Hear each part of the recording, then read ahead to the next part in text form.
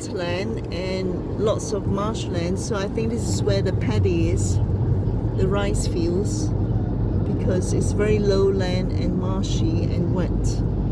So this is part of the west coast going towards Teluk Intan or Teluk Anson. Oh, I can see those cranes, some kind of birds, the cranes.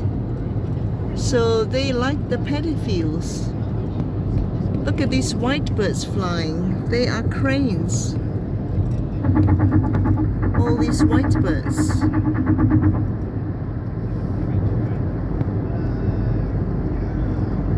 So they are Felcra. So it's part of the Felcra agricultural program.